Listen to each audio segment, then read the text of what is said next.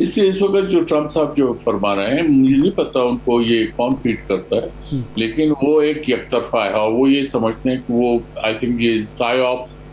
وہ سائی وار کی طرف جانے، سائیکولوجیکل وارفیئر وہ لڑنا چاہتے ہیں، لیکن ایسا ہو نہیں رہا۔ اور پھر ہم سب نے یہ جو ہے یہ بھی دیکھ لیا کہ ایران کو جو پین لینے کا تھریش ہولڈ ہے وہ زیادہ ہے بنسبت امریکیوں کے اور اسرائیلیوں کے، تو وہ بھی اور اس سے بڑھ کر جو ہے یہ نہیں بولنا چاہیے، اور میں پہلے بھی کہہ چکا ہوں جو ایران کو جغرافیکل ایڈوانٹیج حاصل ہے اس میدان جنگ میں وہ امریکہ اور اسرائیل کو نہیں ہے۔ ہاں یہ ضرور ہے کہ امریکہ نے جو پرشین گلف کو بلاکیٹ کیا ہے یہ نئی ڈیولپمنٹ ہے۔ اگر آپ اور یہ اس صورت میں ہوا کہ جس وقت اسرائیل کے ساتھ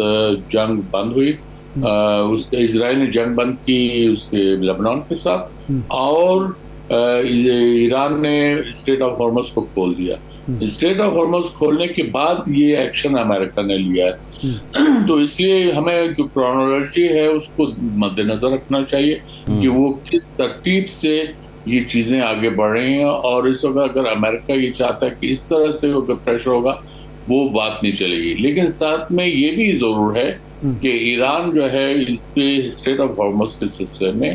یہ فرسٹ ٹائم ایسا بند کیا، چونکہ اس وقت ایک کھلی جنگ ہوئی اور یہ فرسٹ ٹائم ہوئی کہ امریکہ اس جنگ میں اس خطے میں انوالو تھا۔ وہ عراق کے ساتھ بھی رہا ہے لیکن وہ یک طرفہ تھی، اس میں اسٹریٹ آف ہارمز کی صورتحال کی کیفیت نہیں تھی۔ اور پھر یہ بھی تھا کہ صدام کے خلاف جو ہے وہ سارے ہوئے تھے خطے میں، اس کے ہمسایگی میں کوئی بھی ان کے ساتھ نہیں تھا صدام کے ساتھ، ایون جو گلف اسٹیٹس تھیں وہ بھی اس کے ساتھ نہیں تھی۔ تو یہ کہا، لیکن بعد میں انہوں نے ریئلائز کیا کہ بھائی امریکہ نے تو زیادتی کر دی، نہ وہاں ویپنز اور میس ڈسٹرکشن ان کو پائے گئے، اور لیکن انہوں نے جو ہے عراق کو تباہ کر دیا۔ تو ایران کو بھی یہ ریئلائز ہوا، لیکن ایران نے عراق کے اندر فائدہ اٹھا لیا کیونکہ وہاں شیعہ میجورٹی تھی، تو اس لیے اس کو جو ہے وہ اپنے پراکسیز کو وہاں پہ جو ہے فٹ کرنے کا زیادہ موقع ملا۔ اسی طرح لیبنان ہے وہ آگے بڑھا، وہاں پہ ہوا، سیریا میں آلریڈی ان کے ساتھ تھا۔ یہ پراکسیز جو تھی یہ انہوں نے ایک ماحول پیدا کیا تھا۔ اب یہ صورتحال ہو رہی ہے کہ اسرائیل نے پہلے تو پراکسیز ہے ان کو ڈیسیمیشن کیا ہے، کافی حد تک کامیابی ہے، وہ ایران سیٹ بیک ہے، لیکن یہ جو وار کے کانٹیکس میں انہیں ایئر سپریورٹی تو حاصل نہیں ہے ایران کو، لیکن آپ یہ دیکھ رہے ہیں کہ انہوں نے جو ان کی جغرافی ہے اس کے مطابق انہوں نے ڈیفینڈ کیا، انہوں نے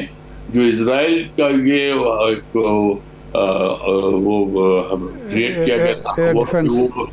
وہ جو ہے جی وہ آئرن ڈوم جو ہے وہ انوینسیبل ہے،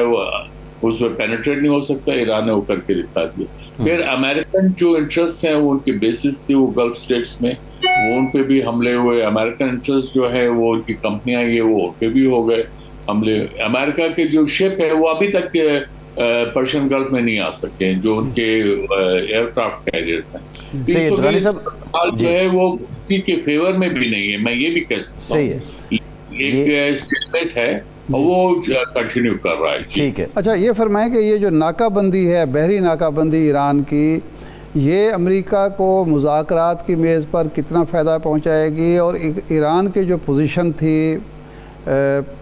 جس پوزیشن آف اسٹرینتھ میں وہ تھا، اس پہ کتنا کمپرومائز ہوا ہے؟ میرے خیال میں یہ تو پوزیشنز اور سخت ہو گئی، اس میں وہ کوئی فائدہ نہیں ہوگا، نہ امریکہ کو فائدہ ہوگا نہ ایران کو فائدہ ہوگا۔ اور لیکن یہ ضرور میں کہوں گا کہ ایران جو ہے اس اسٹریٹ آف ہارمز کے کانٹیکس میں اس کو سیریسلی سوچنا پڑے گا،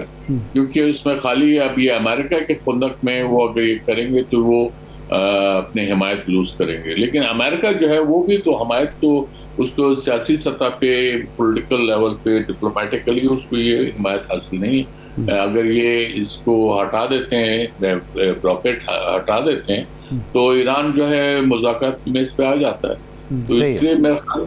اس وقت اگر مذاکرات پہ ایران نہیں آ رہا تو اس کے، لیکن میں یہ سمجھتا ہوں اس کے درپردہ جو مذاکرات چل رہے ہیں وہاں میں خیال میں پیش رفت نہیں ہوئی ہے، اس وجہ سے یہ باتیں جو ہیں سامنے آ رہی۔ درانی صاحب یہ فرمائیے گا کہ یورپ نے اپنی ایک لائن واضح کی ہے، بلکہ آج جرمنی کی اسٹیٹمنٹ آئی ہے کہ ابنائے ہرمز کی نہ بندش ہونی چاہیے امریکہ کی طرف سے اور نہ اس پہ ٹول ٹیکس ہونا چاہیے ایران کی طرف سے، تو یورپ کی یہ پوزیشن دونوں ملکوں پہ، دونوں فریقین پہ کتنا دباؤ ڈال رہی ہے کہ وہ اب مذاکرات کی طرف آئیں؟ جی میرے خیال میں یہ تجویز بھی ہو سکتی ہے، مطالبہ بھی ہو سکتا ہے، اور آئندہ کے جو فیوچر کورس ہوگا اگر وہ ملٹی لیٹرل رجیم آئے گی انٹرنیشنل لیول پہ، یا اسٹریٹ آف ہارمز کے سلسلے میں کوئی رجیم اگر بنائی جائے گی تو اس میں یقیناً ان کی ایک پوزیشن ہوگی، ہو سکتا ہے EU کی بھی یہی پوزیشن ہو، اور غالب امکان یہی ہے باقی جو ریجنل گروپنگز ہیں ان کی بھی یہی ہوگی، کیونکہ فرسٹ ٹائم ایسا ہوا ہے۔ 8 سال ایران کا جنگ تھا عراق کے ساتھ، اس میں یہ بند نہیں ہوا تھا، تو اس لیے میرے خیال میں ایران کو بھی یہ سوچنا پڑے گا کہ انہیں جو ہے یہ آگے کس طرح سے جانا ہے، اور سیاسی سطح پہ اس کے علاوہ جو ریجن کی پالیٹکس ہے اس میں وہ آگے کس طرح سے جانا چاہتے ہیں۔ اچھا یہ فرمائیں کہ ابھی رات ہی ایک وزیر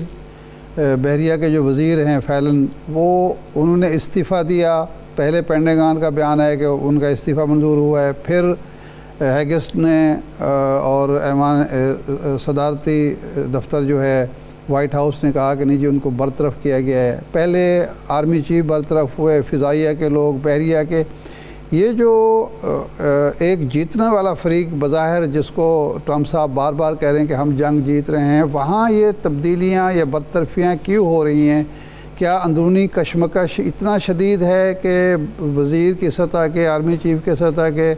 نیول چیف کی سطح کے لوگوں کو برطرف کرنا پڑ رہا ہے؟ اتنا زیادہ کشمکش اندرونی ہے اسٹیبلشمنٹ میں اور حکومت میں؟